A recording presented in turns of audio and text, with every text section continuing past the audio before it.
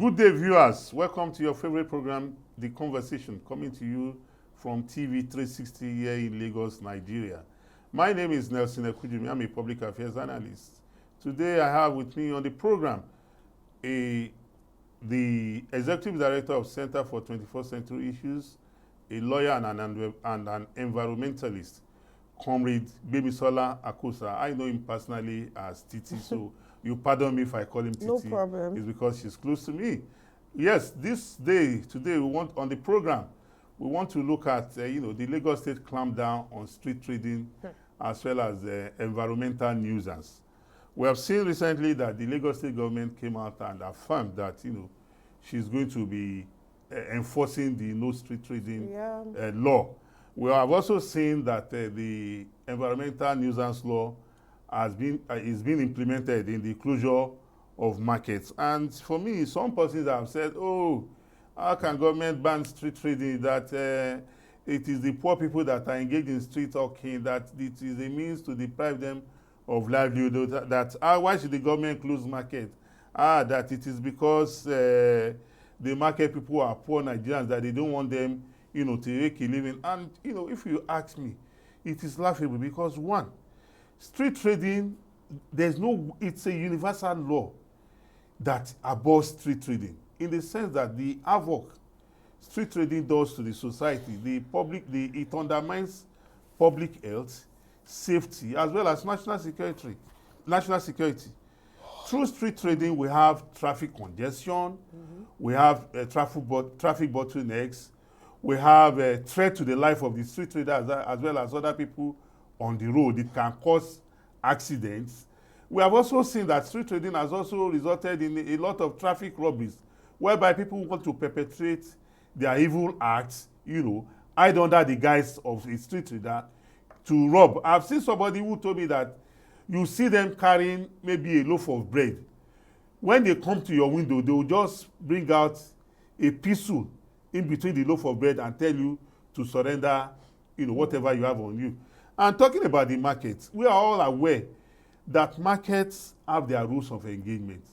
If markets become untidy, if markets become unkept, it will result in the outbreak of diseases, and that diseases will not only affect the traders who are trading in the market, it will affect even those who are coming there, to patronize the market. We have also seen that some of the markets have been built on drainage channels. Like yet on Sunday, Governor Babajide Sanwo-Olu went to the Lagos Island axis. That's Pelewura, Jankara, Idumota, Idumagbo. And we know that axis is known for the level of flooding that stays on that axis, because that place is not only an environment for market business. It's also a place that harbors business houses as well as residential homes. In fact, at times when I go to that axis, I ask myself, are people able to live here where you have stagnant water, on your street? That means the people there are prone to, communicable diseases. They are children, So when we look at all these things, are we saying that because the poor wants to eke out a living, then the government should close its eyes to the security and welfare of the people, including those who want to earn a living? So I am lost when people want to advance this argument. Honestly, you see, the issue of street trading, we need to really dig deep into it. We should ask ourselves, what is actually the definition of street trading? Because over the years, so many things have happened in Nigeria. Let me tell you, culturally, street trading has been there, but it's not to this large extent that we see it. In those days, it's common for young people to trade along your street, maybe carry something around the street and, market it for people to, you move from place to place within the street. Those are normal limits that are acceptable within the community. Because when you live in a community, these things, you cannot remove them. So if you are talking of street trading within your community, I doubt that is not what the governor wants to stop. But what the governor might really want to stop will be those who are constituting a nuisance and causing traffic congestion. Because before you know it, people are there, they are selling things to you in hold up, doing all sorts of things. You understand? And then, you see, if you go to the market, let me tell you, we are used to having open markets go throughout the whole of West Africa. It's an history. It's a whole long history of open markets. But in those days when we have open markets, those open markets don't necessarily have to block roads. They don't also necessarily have to cause congestions anywhere. For instance, in those days, when you go to Igbo market, there are open markets there, but now we don't have open markets. Now, they remove those open markets, build all these big stores, and people can't afford them, and they are locked up shops. See, we have to find a way to address this. A lot of people don't have employment. So for few people, a lot of people don't have employment. What they will necessarily and naturally do is to start selling one thing or the other. And thank God for social media. A lot of people have carried their wares to social media now. Yes, which is okay. Order online. This is something we need to actually see if we can really enlighten a lot of people to carry their wares online. If it's going to be very, very, and teach them how to do that, it will reduce the number of people trying to. But then, our people, it's a cultural way of doing things. They will still want to. But what I would say is that government has also they have another, framework for doing your trading. They have night markets. There are places that are designated night markets throughout Lagos. If you want to do your street trading, you can find a night market that is close to your house. And once it is that night time, those places are closed and people who are selling will be there. In fact, there are some night markets that I always wait in the night to go to. So these are things that government needs to really explain how they want these things to go. See, just saying, okay, we ban street trading, we have to explain the kind of street trading we are banning. And we have to let people know that this is what the law says. Let us drum it up. And then again, if we see, our markets are dirty. Let's say the truth. Have you ever tried to enter into a toilet in any market space in Lagos? Do they have a toilet? They do. Do they? Yes. And when you try, they'll even collect money from you to use a very terrible toilet. See, let me tell you, you go to Oshodi, that Oshodi that looks like a world-class place when it was built, go into that station now, you will want to vomit. And I think the present Commissioner for Environment should visit that Oshodi station now. Before another thing happens. See, maybe our people are so dirty by nature. We need to talk to ourselves. Are we dirty by nature? I don't know. I don't know what to say. Because when you see that world-class facility, and within a year, it has turned to another thing. We should ask ourselves questions. Yes, I think the question we should ask should be focused on the leadership of those men. Because why I'm saying this is that on Sundays, I think we should go to that Oshodi. No, I'm not running away from this program should go and let us go and do. We are doing water and sanitation campaigns now. Yeah.